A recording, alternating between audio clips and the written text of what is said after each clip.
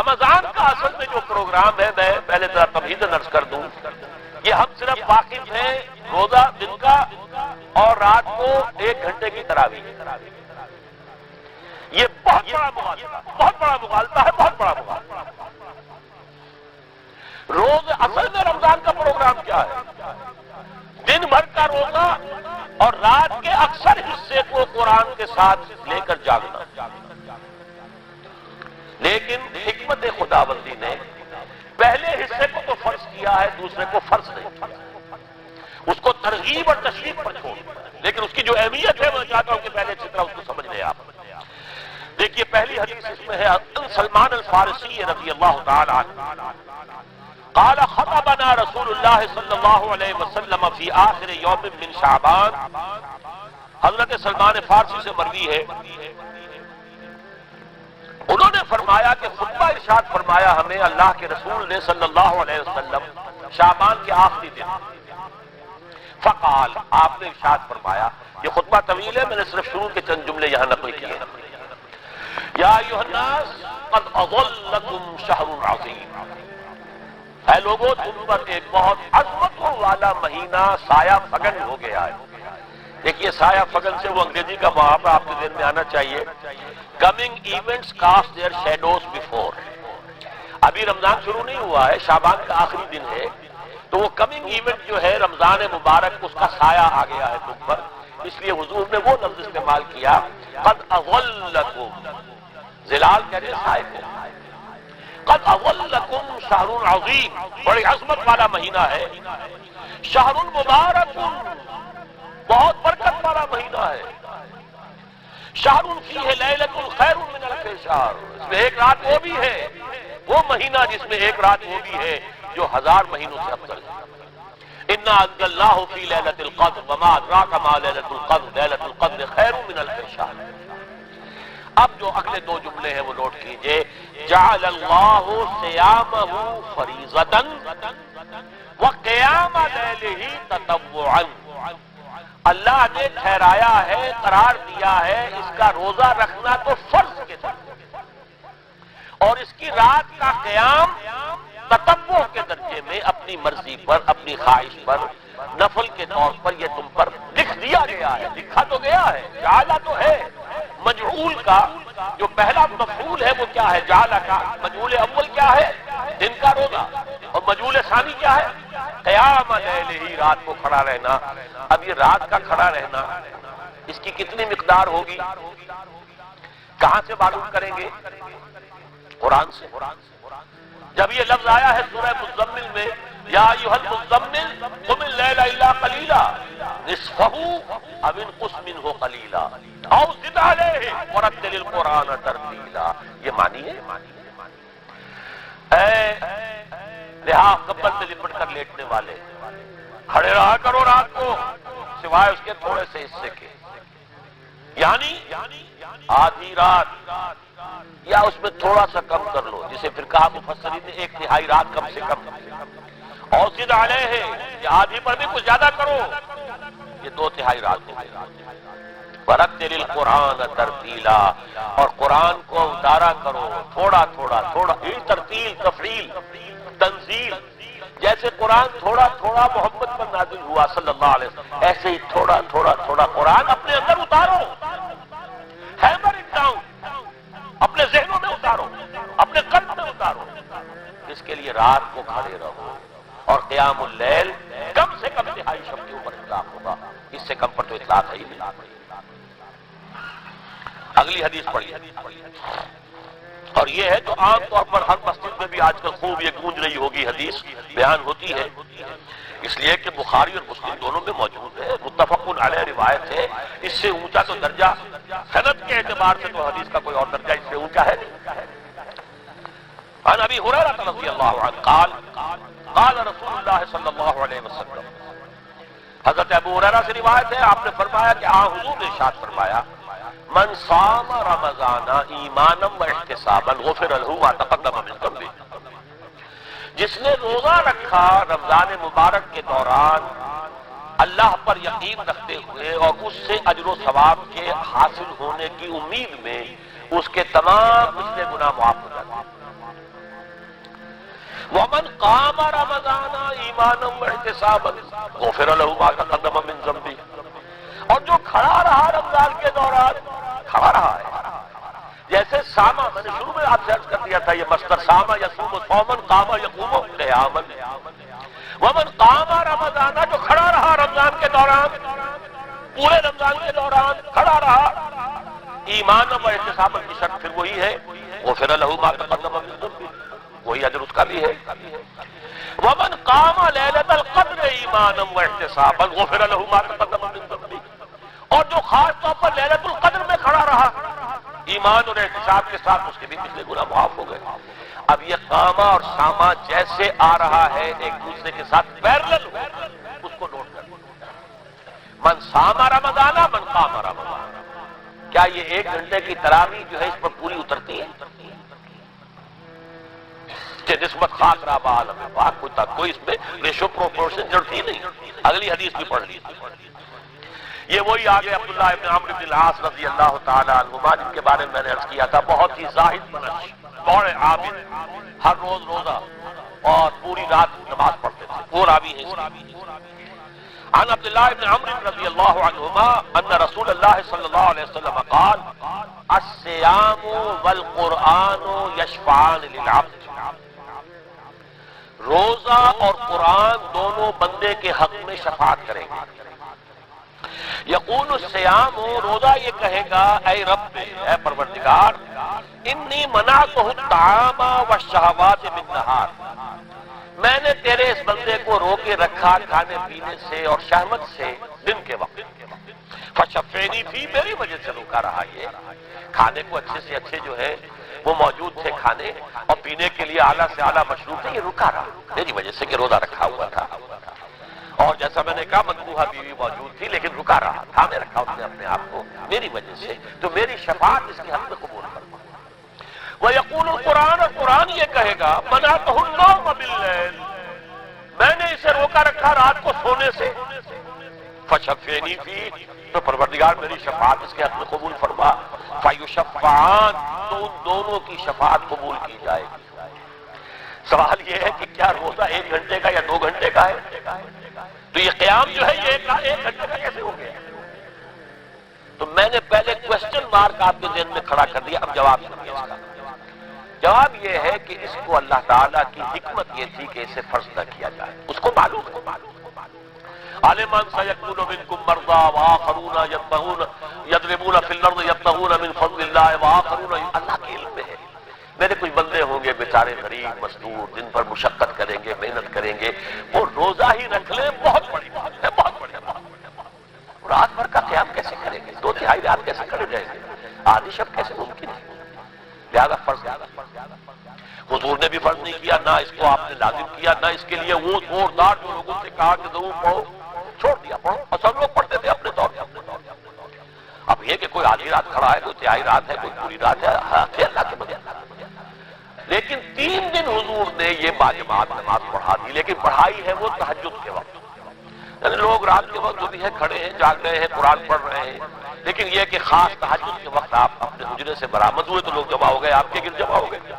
آپ نے 3 دن یہ 8 رکعتیں جو تہجد کی حضور کی ہوتی تھی، وہ آپ نے 8 رکعتیں پڑھائیں باجماعت، لیکن وہ وقت تہجد کا تھا، یہ نوٹ کر لیجیے۔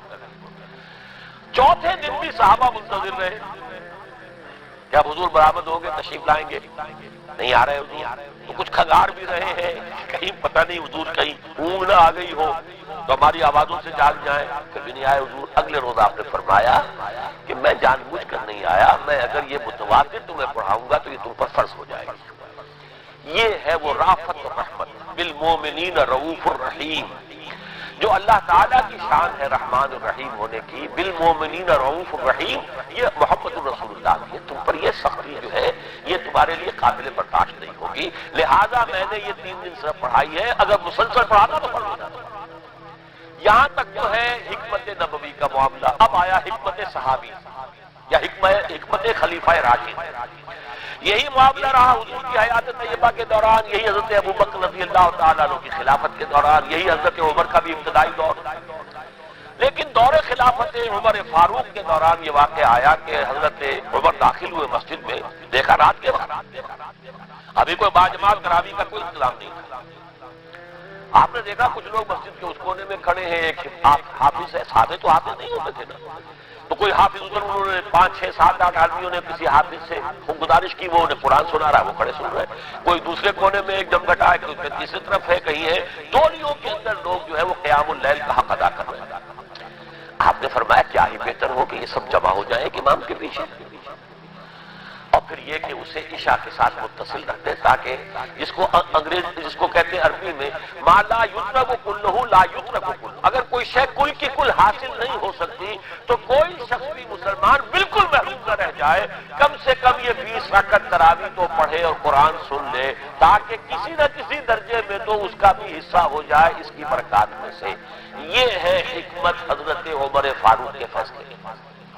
اور چونکہ حضور نے فرمایا علیکم بسنتی و سنت الخلفاء الراشدین المہدیین، تم پر لازم ہے کہ میری سنت کو اور میرے خلفاء راشدین کی سنت کو مضبوطی سے پکڑو. یہ وجہ ہے کہ فقہاء اربعہ جو ہیں ہمارے، وہ سب کے سب اس کو واجب کے درجے میں رکھتے ہیں، اس لیے کہ یہ فیصلہ حضرت عمر کا، عمر خلیفہ راشد ہے رضی اللہ تعالی عنہ. لہذا یہ نظام بن گیا تراویح کا. اب میں اس کی نفی نہیں کر رہا، لیکن جو شخص سمجھتا ہے کہ اس سے اصل حکمت اور غرض و غایت پوری ہو گئی، وہ مغالطے میں مبتلا. یہ تو علی الاقل کم سے کم اس درجے میں کہ ہر مسلمان کم سے کم اس درجے تک تو جو ہے وہ کچھ نہ کچھ حظ حاصل کر ہی لے، اور وہ اس سے محروم نہ ہو بالکل ہی. ما لا یدرک کلہ لا یدرک کلہ، اس درجے میں حضرت عمر کا فیصلہ ہے، اور اسی کی وجہ سے ہمارے خلفاء، ہمارے جو ائمہ اربعہ انہوں نے قبول کیا ہے. اور یہی اس مسئلے کا حل ہو جائے گا. جو اہل حدیث حضرات اس کے اوپر جو ہے چیلنج بھی شاید کرتے ہیں، کوئی ثابت کر دے حضور سے 20 رکعتیں تو ہم اتنے لاکھ، ہم بھی کہتے ہیں کہ حضور سے ثابت نہیں ہے. کون کہتا؟ دعویٰ ہی نہیں. یہ تو حضرت عمر کا فیصلہ ہے. حضرت عمر کا فیصلہ، خلیفہ راشد کا فیصلہ، اس کو امت نے قبول کیا ہے، لہذا وہ نظام ہے، رہے گا. اور یہی جو ہے آپ کو معلوم ہے، حالانکہ یہاں اکثریت جو ہے وہاں پر وہ اہل حدیث حضرات کی ہے سعودی عرب میں، حرمین میں وہی 20 رکعت تراویح ہوتی ہے. اس لیے کہ وہ ان کا جو آفیشل مسلک ہے وہ مسلک حنبلی، حنفی نہیں ہے، وہ حنبلی مسلک میں بھی یہی ہے، شافعی میں بھی یہی ہے، مالکی میں تو 36 تک کی روایتیں موجود ہیں، 36 رکعت. لیکن یہ ہے کہ یہ ہے وہ 20 رکعت تراویح کا معاملہ، اس کی نفی میری بات سے نہ سمجھ لیجیے گا، وہ ٹھیک ہے، حضرت عمر کا فیصلہ ہے. پھر یہ کہ یہ آسان ترین ہے کہ عشاء کے ساتھ ہی متصل پڑھ لی. اور آج تو ہماری نیند کا کوئی حصہ اس میں جاتا ہی نہیں، کون سوتا ہے اس سے پہلے سوال ہی پیدا نہیں ہوتا. لیکن یہ جو کہہ رہے ہیں کہ قرآن کہے گا میں نے اسے نیند سے روکے رکھا، اس کا حق کہاں ادا ہوا؟ اس کا حق تو ادا ہوگا کہ تہائی ورنہ نصف شب کے لگ بھگ آپ جاگے قرآن کے ساتھ. اب سمجھیے اس کی غرض و غایت کیا ہے. اگر قرآن رمضان کا یہ دوگنا پروگرام سامنے آ گیا، اصلاً جو مطلوب ہے دن بھر کا روزہ اور رات کے اکثر حصے کا کم سے کم نصف شب جو ہے اس میں جاگنا قرآن کے ساتھ. اب اس کی جو حکمت اور غرض و غایت ہے وہ بھی اب آپ 2 درجوں میں سمجھیں. رمضان کا 2 اچھا پروگرام، دن میں روزہ رکھو، اس روح کو مطمئن کرو گے، اس روح کو مطمئن کرو گے، اس نے جسم کو مطمئن کرو گے، حیوانی وجود کو، تو ہی اس روح کو کچھ ریلیف ملے گا. بھاری بوجھ کسی کے قدموں میں پڑا ہوا ہے، وہ کیسے اوپر اٹھے گا؟ ذرا اس کے نیچے جو وزن ہے، لنگر بھاری ہے، جہاز کا کیسے چلے گا؟ لنگر تو اٹھاؤ. تو اس طریقے سے وہ ذرا بوجھ سے اس کو تھوڑا سا ریلیف کرو، رات کو کھڑے ہو جاؤ، اب اپنی روح پر نازل کرو اللہ کے کلام کو. تیرے ضمیر پہ جب تک نہ ہو نزول کتاب، گرہ کشا ہے نہ راضی نہ صاحب کشاف. اب یہ پھوار پڑ رہی ہے تمہارے اوپر، تمہارے اندر اس کو جذب ہونا چاہیے. اس سے کیا ہوگا؟ روح کو تقویت حاصل ہوگی. اس کو مثال سے پہلے سمجھا دوں. کوئی شخص پیاس سے مر رہا تھا، اس درجہ پیاسا تھا کہ اس کے اوپر بے ہوشی بھی طاری ہو گئی. کوئی شخص آیا، اس سے پہلے اس کو پانی کے چھینٹے دیے، کچھ ہوش میں آیا. اب اسے پانی کا کوئی کٹورا لگا دیا اس کے منہ سے. پانی کے ایک گھونٹ کی جو لذت اسے اس وقت محسوس ہوگی، کیا کبھی زندگی میں کسی کو محسوس ہو سکتی ہے؟ یہ پانی کتنی بڑی قیمت ہے، قیمتی شے ہے. یہ تو اسی سے پوچھئے جسے شخص پیاس لگی تھی اور پیاس کی وجہ سے بے ہوش ہو گیا. اسے پانی کا ایک گھونٹ، جیسے کہ آپ تصور کر سکتے ہیں پیاس سے کوئی مر رہا ہو بادشاہ، وہ اپنی پوری سلطنت دے دے گا، مجھے ایک کٹورا پانی دے دو بابا، لو سلطنت، جان سے جا رہا ہوں میں تو۔ اس وقت پانی کی قدر و قیمت معلوم ہوگی۔ آپ کی روح بے ہوش، آپ نے روزہ رکھ کر اسے کوئی تھوڑا سا نیند دیا، چھینٹے ڈالے، اب رات کو آپ نے یہ آب حیات ماء مبارکہ، دیکھیے مبارک قلم دو چیزوں کے ساتھ قرآن میں ہے، ماء مبارکہ، بارش جو آسمان سے اترتی ہے یہ پانی مبارک ہے، برکت کہتے ہیں اسے ہیں جو کسی شے کی مخفی جو قوتیں ہیں انہیں اجاگر کر کے باہر لے آئے، یہ برکت ہے۔ زمین کے اندر روئیدگی ہے، بارش برسی، اندر سے نکل آیا۔ اسی طرح کتاب مبارک، یہ کتاب مبارک ہے، یہ کتاب مبارک ہے، یہ تمہارے اندر سے تمہاری سوئی ہوئی روح کو بیدار کر کے پھر اسے غذا دیتی ہے۔ اب جب وہ قرآن کو پڑھے گا یا اس کو قرآن اس کے اندر جائے گا، اسے معلوم ہوگا اس سے بڑی کوئی نعمت نہیں۔ یہ ہے شکر جو پیدا ہوگا اب اس کی گہرائی کی، اس کی دل کی گہرائیوں میں۔ شکر کے معنی کیا ہے؟ احسان کی قدر شناسی۔ شکر کو امام راغب نے 3 مرحلوں میں بیان کیا ہے۔ شکر بالقلب، پہلے تو آپ کو معلوم ہو جو نعمت کسی نے دی ہے کتنی بڑی ہے، یہ احساس نہیں ہے کسی بچے کے ہاتھ پہ آپ نے ہیرا رکھ دیا، اسے کیا پتا یہ ہیرا ہے یا یہ کوئی کانچ کا ٹکڑا ہے، وہ کیا کرے گا اس کے، کرے گا بلکہ ٹافی دیں گے تو وہ سمجھے گا کہ یہ زیادہ اچھی چیز دی ہے، مجھے اس پتھر کا میں نے کیا کرنا ہے، اس لیے اسے معلوم ہی نہیں کہ یہ ہیرا ہے۔ جب تک کسی نعمت کی قدر و قیمت کا احساس نہ ہو اس کے متناسب پروپورشنیٹ شکر آپ کر ہی نہیں سکتے۔ پھر آپ کو زبان سے شکر ادا کرنا ہے، الحمدللہ الذی انزل علی عبدہ الکتاب، زبان سے شکر ادا کیا۔ پھر اس کا شکر کا حق ادا کرنا ہے، اس نعمت کو استعمال کرنا ہے۔ اگر نعمت لا کے رکھ دی تو بھی یہ ناشکری۔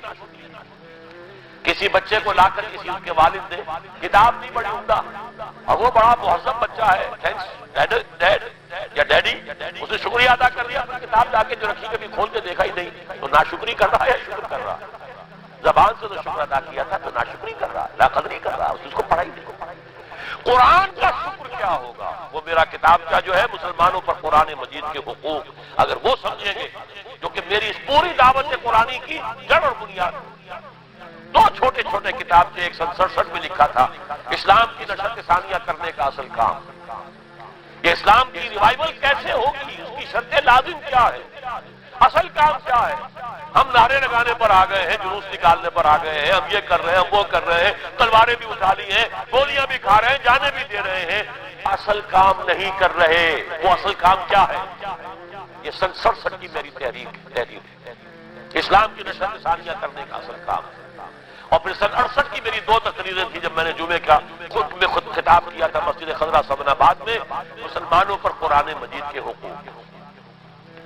اس کو مانو جیسے کہ ماننے کا حق ہے، اس کو پڑھو جیسے کہ پڑھنے کا حق ہے، اس کو سمجھو جیسے کہ سمجھنے کا حق ہے، اس پر عمل کرو جیسے کہ عمل کا حق ہے، اور اسے 4 ڈانگے عالم میں پھیلاؤ۔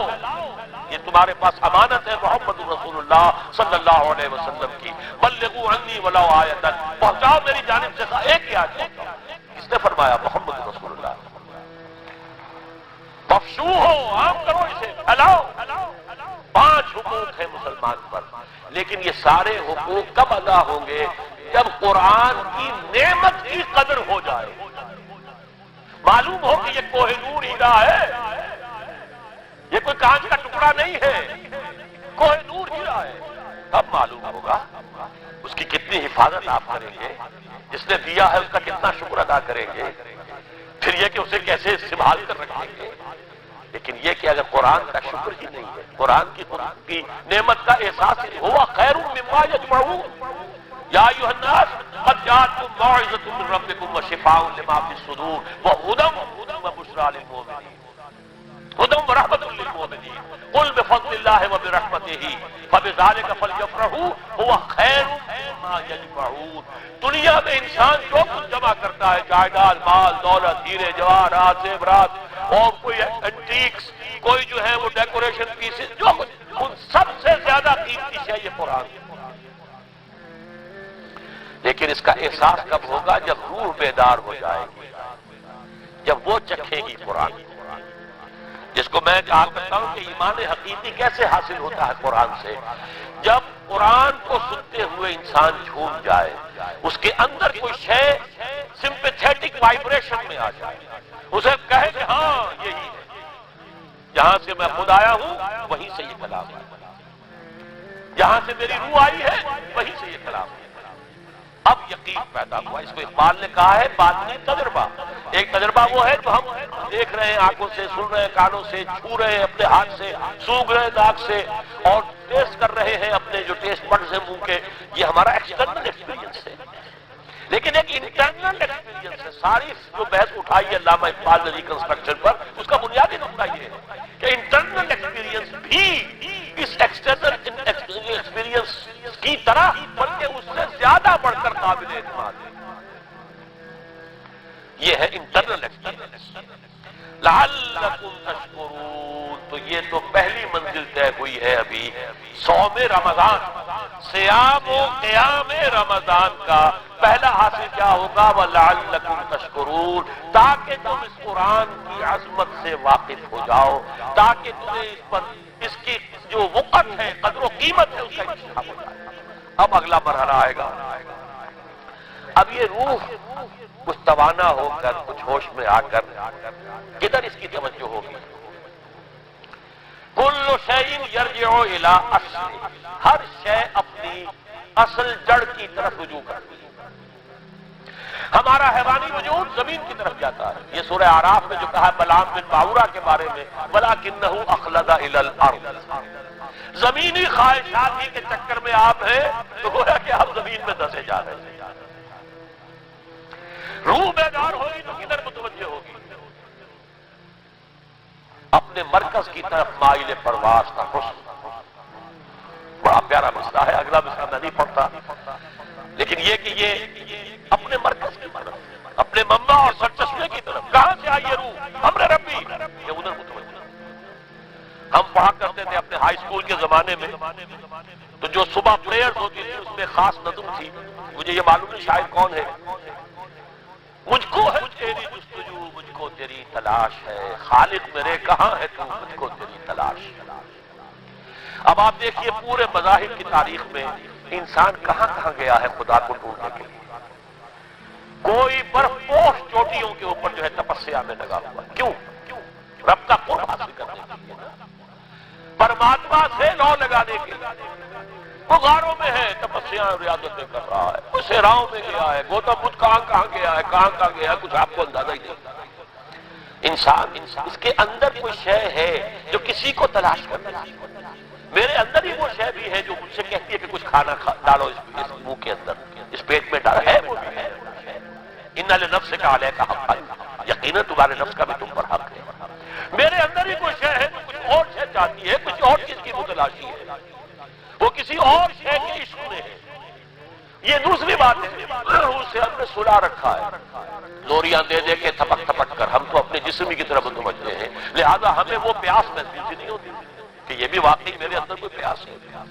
روح بیدار ہوگی تو وہ پیاس جو اس کے اندر پیدا ہوئی ہے وہ کدھر متوجہ ہوگی؟ اپنے پروردگار کی طرف۔ یہ ربط ہے اگلی آیت کا، آپ پڑھیے، وَإِذَا سَأَلَكَ عِبَادِي عَنِّي فَإِنِّي قَرِيبٌ۔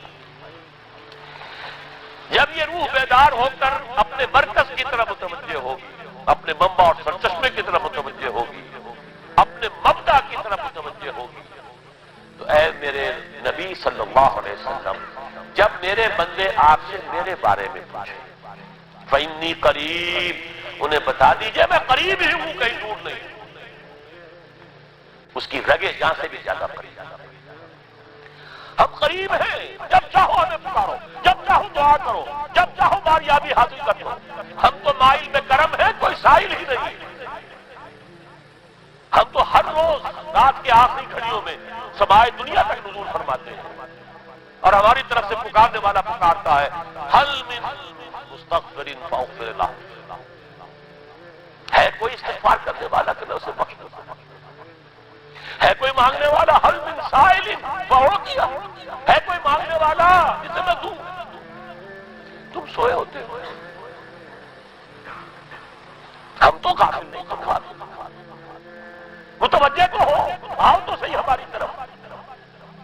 حدیث قدسی میں آیا ہے میرا بندہ میری طرف چل کر آتا ہے میں دوڑ کر آتا ہوں، وہ بارش پر آتا ہے میں ہاتھ بھر آتا ہوں، میرا بندہ میرا ذکر اپنے دل میں کرتا ہے میں اپنے جی میں اس کا ذکر کرتا ہوں، یاد کرتا ہوں، اور میرا بندہ اگر کسی محفل میں میرا ذکر کرتا ہے میں اس سے بہت اعلیٰ محفل میں اس کا ذکر کرتا ہوں، بھلا اعلیٰ کی یہ حدیث کے الفاظ ہیں کہ تو تم غافل ہو بھائی ہم سے، ہم تو غافل نہیں، اغیب و اللطائف لا یغیب وارجو ہو رجال لا یغیب، میں غائب ہو جاتا ہوں وہ تو غائب ہونے والی ہستی ہی نہیں ہے، ہر آن موجود ہوا معکم اینما کنتم وَإِذَا سَأَلَكَ عِبَادِي عَنِّي فَإِنِّي قَرِيبٌ أُجِيبُ دَعْوَةَ الدَّاعِ إِذَا دَعَانِ فَلْيَسْتَجِيبُوا لِي، لیکن اب آئی بات اصل، یہ دو طرفہ بات ہوگی، مجھ سے دعا کرو، کسی وقت کی پابندی نہیں، کسی جگہ کی پابندی نہیں، ناپاکی کی حالت میں ہو تب بھی دعا کر سکتے ہو، میری کتاب کو ہاتھ مت لگانا، مجھ سے دعا کر سکتے ہو، دعا میں کوئی پابندی نہیں، لیٹے مانگو بیٹھے مانگو، ناپاکی میں مانگو پاکی میں مانگو، جب چاہو مانگو، دعا میں کوئی حد نہیں، اور جہاں پکارو گے there and then I will listen to you and I will grant your prayers۔ اجیبو جو ہے اجیبو دونوں مان، جواب دینا اور قبول کرنا، اجابت استجابت دونوں کا ایک ہی مفہوم ہے، جواب دینا اور قبول کرنا، اجیب دعوت الداعی اذا دعان، میں تو ہر پکارنے والے کی پکار کو سنتا ہوں قبول کرتا ہوں جب بھی وہ مجھے پکارتا ہے، لیکن فَلْيَسْتَجِيبُوا لِي، میرا بھی تو کہنا مانو، چاہیے کہ یہ بھی میرا کہنا مانے، مجھ سے محبت کریں، مجھ سے لو لگائیں، میرے دین کے لیے اپنے آپ کو وقف کریں، ان صلاتی و نسکی و محیای و مماتی للہ رب العالمین، میرے باغیوں کے خلاف بغاوت کریں، میرے دین کا جھنڈا اونچا کریں، یہ سارے احکام ہیں کہ یہ قرآن میں، قاتلوہم، جیسا کہ میں نے آپ کو بتایا اگلے ہی رکوع میں قتال کا حکم آ رہا ہے، اب وہ گھوڑوں کو روزہ رکھواتے تھے، بتا دیا یہ روزہ تمہیں کس لیے رکھوایا جا رہا ہے، اگلے ہی رکوع کے اندر حکم ہے، قاتلوا فی سبیل اللہ الذین یقاتلونکم وقاتلوہم حتی لا تکون فتنۃ ویکون الدین للہ، اللہ کے لیے دین ہو جائے، پورا کا پورا نظام اللہ کے تابع آ جائے، اس کے لیے پہلے دعوت دو، محنت کرو، جد و جہد کرو، اس دعوت کے نتیجے میں جمعیت فراہم کرو، جب جمعیت اتنی ہو جائے کہ پھر اس باطل نظام کے خلاف بغاوت کر سکو تو کرو بغاوت، اگر باطل نظام کے خلاف بغاوت نہیں کرتے ہو تو پھر ہم سے بغاوت ہے تمہاری، پہلے ذہنی بغاوت ہے، آپ ڈس اون کیجئے ذہنی اعتبار سے، نفسیاتی اعتبار سے، میں اس نظام کو نہیں اون کرتا، ریکنسائل نہ کیجئے اس کے ساتھ، کوئی تعاون نہ کیجئے اس کے ساتھ، کوئی چاکری اور ملازمت نہ کیجئے اس کے ساتھ، تن من دھن لگائیے اس نظام کو بدلنے کے لیے، چاہے ابھی وہ دعوت کے مرحلے میں ہے، لوگوں کو تیار کیا جا رہا ہے، تربیت دی جا رہی ہے، تزکیہ کیا جا رہا ہے، لیکن ہدف کیا ہے؟ تاکہ اللہ کا دین غالب، فَلْيَسْتَجِيبُوا لِي، میرا بھی تو کہنا سنے اور مانے، میں جہاد کا حکم دیتا ہوں تو جہاد کریں، میں اقامت دین کا حکم دیتا ہوں اقیم الدین تو اس کے لیے کھڑے ہو جائیں، میں قتال کا حکم دوں تو قتال کریں،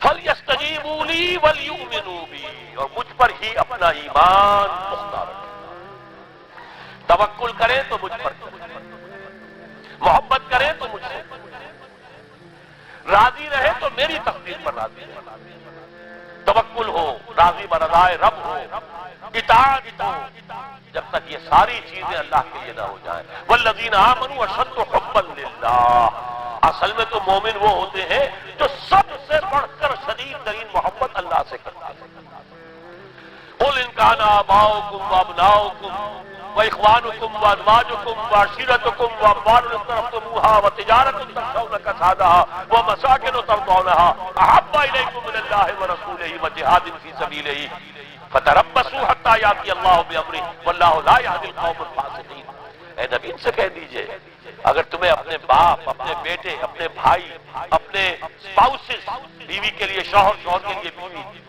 اور رشتے دار، اور تمہارے وہ مال جو تم نے بڑی محنت سے جمع کیے ہیں، تمہارے وہ کاروبار جن کا تمہیں اندیشہ ہوتا ہے کہ کساد بازاری نہ ہو جائے، کہیں پر جو ہے ریسیشن نہ آ جائے، اور تمہارے وہ مکان اور محلات جو تم نے بنائے ہیں، اگر یہ 8 چیزیں محبوب تر ہیں اللہ سے اور اس کے رسول سے اور اس کی راہ میں جنگ کرنے سے، جہاد سے، تو جاؤ دفعہ ہو جاؤ، بیٹھو وہاں یہاں تک کہ ہم اپنا فیصلہ سنا دیں۔ اور اللہ ایسے فاسقوں کو، ایسے ناہنجاروں کو ہدایت نہیں دیتا۔ یہ ہے قرآن، آیت نمبر 24 سورہ توبہ۔ فَلْيَسْتَجِيبُوا لِي وَلْيُؤْمِنُوا بِي لَعَلَّهُمْ يَرْشُدُونَ۔ اب وہ لفظ آ گیا روشن۔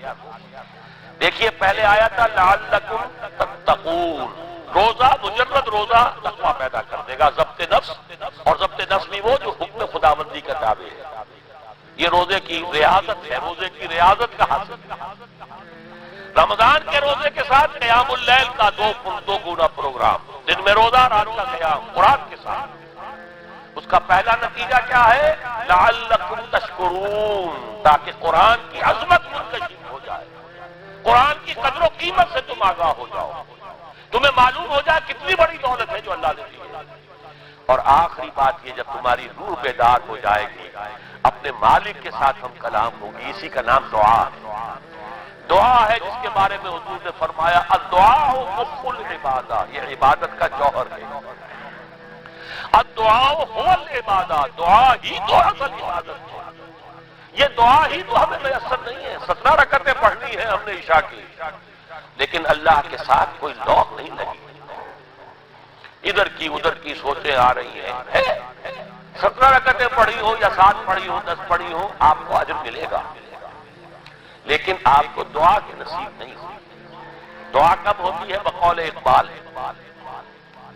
یہ جو میرے اندر ہے فائنائٹ ایگو، انائے صغیر، انا میں، یہ چھوٹی سی انا ہے۔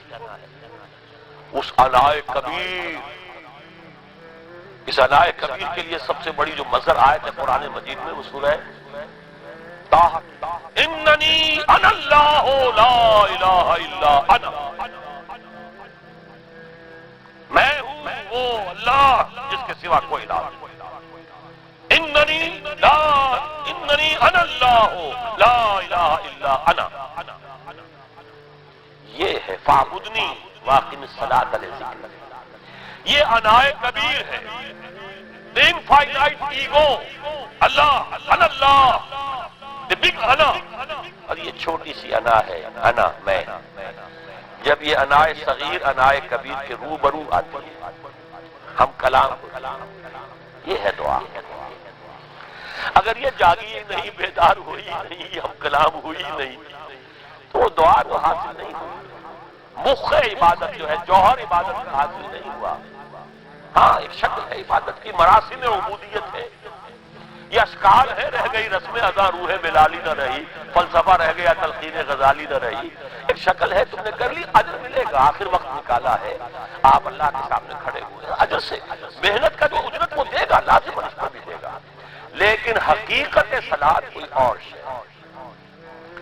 اسی لیے کہا محمد رسول اللہ صلی اللہ علیہ وسلم الصلاۃ معراج المومنین، اہل ایمان کے لیے یہ معراج کے درجے کی شے ہے۔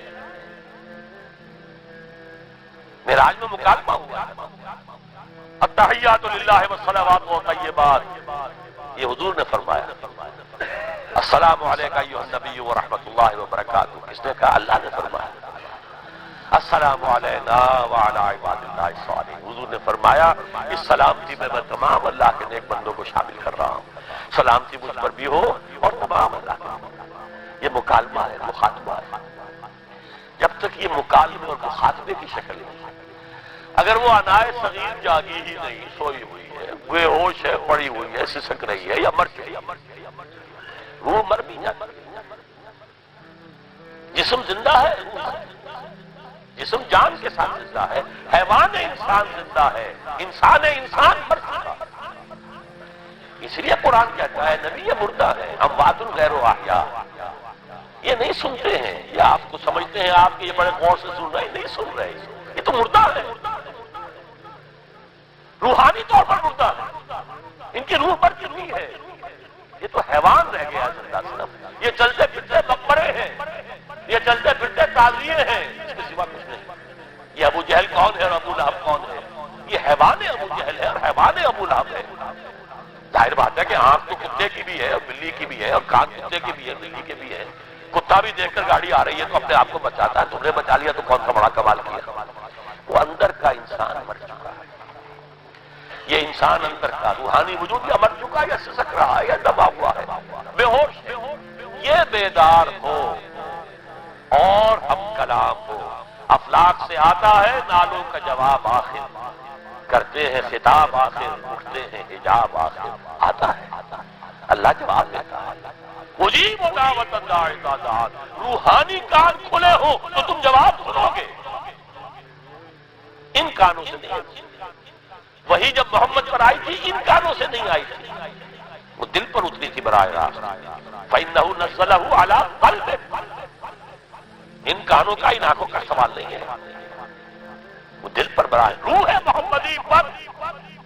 یہ روح، اسی لیے وہی کو بھی روح کہا گیا ہے، لانے والا بھی روح، اور روح الامین جس پر لایا گیا وہ بھی روح محمدی، جس کا مسکن ہے قلب محمدی، اور جو لائی گئی وہ بھی روح ہے۔